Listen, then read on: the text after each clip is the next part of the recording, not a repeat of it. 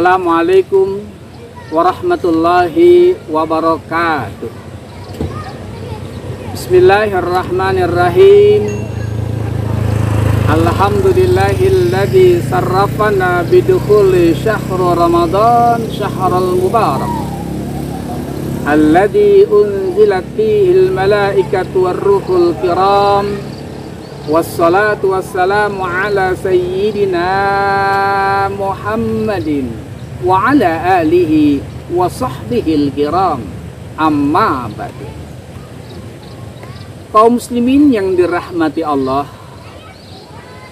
bulan yang kita nantikan kedatangannya telah hadir dalam kehidupan kita. Bulan yang penuh rahmat, ampunan, dan pembebasan dari api neraka. Bulan di mana dibukanya seluruh pintu surga dan ditutupnya pintu neraka. Alhamdulillah, kita kini sudah berada di dalam. Ramadan adalah bulan yang paling mulia dalam Islam. Di dalamnya terhampar rahmat, ampunan, dan jaminan pembebasan dari api neraka bagi yang sungguh-sungguh mengisi bulan suci Ramadan tersebut dengan ibadah kepada Allah Subhanahu wa ta'ala. Keistimewaan Ramadan tercermin dalam sebuah hadis qudsi, kullu amal ibni adamalah illa shaum fa innahu li wa anna azzibihi. Setiap amal perbuatan anak Adam untuknya kecuali puasa. Puasa untukku dan aku sendirilah yang akan membalasnya.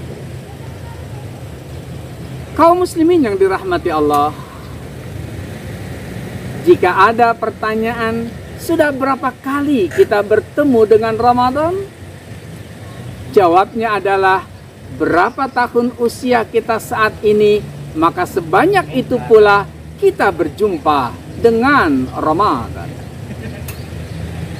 Semakin sering kita bertemu dengan bulan suci Ramadan, semakin sering kita melaksanakan ibadah di bulan suci Ramadan, seharusnya kondisi keimanan kita semakin mantap, ibadah kita semakin tekun, dan akhlak kita semakin baik. Karena ditegaskan oleh Allah Subhanahu wa ta'ala dalam Al-Quran surat Al-Baqarah ayat 183.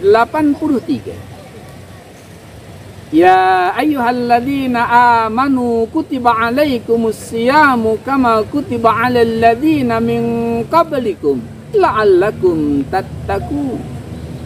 Wahai orang-orang yang beriman, diwajibkan atas kamu berpuasa sebagaimana telah diwajibkan atas umat-umat sebelum kamu agar kamu bertakwa. Maka kalau setelah Ramadan berlalu takwa kita tidak lebih baik, berarti puasa kita belum sukses. Ada yang salah dengan puasa kita. Kenapa? Salah satu penyebabnya karena kita belum tahu puasa itu untuk apa, hakikatnya apa, hikmahnya apa, dan tujuannya apa. Yang penting tidak makan, tidak minum, dan tidak melakukan hal-hal yang membatalkan puasa, itu saja. Sementara dia tidak mampu menahan diri dari melakukan perbuatan-perbuatan yang dapat membatalkan pahala puasanya. Rasulullah Muhammad sallallahu alaihi wasallam bersabda dalam satu hadisnya yang diriwayatkan oleh Imam Ahmad, kam min shaimin laisa lahu min siyami illal ju' wal atas. Berapa banyak orang yang berpuasa namun ia tidak mendapatkan apa-apa dari puasanya selain lapar dan dahaga. Ada sebuah kisah dalam sebuah hadis Rasulullah Muhammad sallallahu alaihi wasallam diriwayatkan oleh Imam Baihaqi. Suatu hari ketika Rasulullah Muhammad sallallahu alaihi wasallam menaiki mimbar seakan memberikan khutbah. Pada anak tangga yang pertama, Rasulullah menyebut amin. Dan pada anak tangga yang kedua, beliau pun mengatakan amin. Begitu pula saat beliau berada di anak tangga ketiga, beliau juga mengatakan amin. Selesai berkhutbah, sahabat bertanya, "Ya Rasulullah, kami mendengar engkau mengatakan 3 kali amin saat menaiki tangga. Apa maksud aminmu itu ya Rasulullah?" Rasulullah Muhammad sallallahu alaihi wasallam pun seraya menjelaskan, "Saat aku menaiki anak tangga pertama, Jibril mengucapkan, Ragima anfu abdin dakhala alaihi Ramadan summan salakha falam yaghfir lahu."